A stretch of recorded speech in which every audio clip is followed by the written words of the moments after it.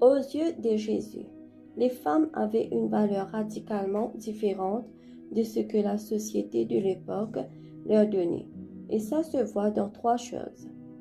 Première, ils les voyaient vraiment. À l'époque, les femmes étaient souvent ignorées, socialement, religieusement, légalement. Jésus fait l'inverse.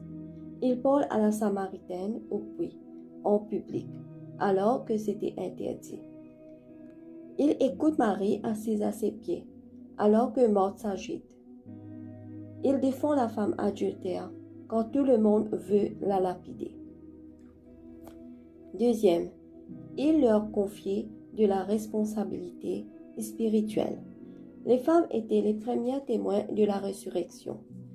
Dans la culture juive du 1er siècle, le témoignage d'une femme ne valait rien au tribunal. Pourtant, Jésus choisit Marie de Magdala pour annoncer aux disciples « Il est vivant ».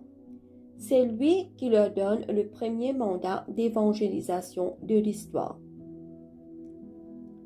Troisième, il guérissait la honte et redonnait la dignité. La femme courbée depuis 18 ans, la femme malade depuis 2 ans qui touche son vêtement en cachette, la femme pécheresse qui lave ses pieds. Jésus ne les définit jamais par leur statut, leur passé ou leur corps. Il les appelle « Fille d'Abraham, ta foi t'a sauvée. Va en paix. » Il restaure leur identité. Filles, disciples, enfants de Dieu.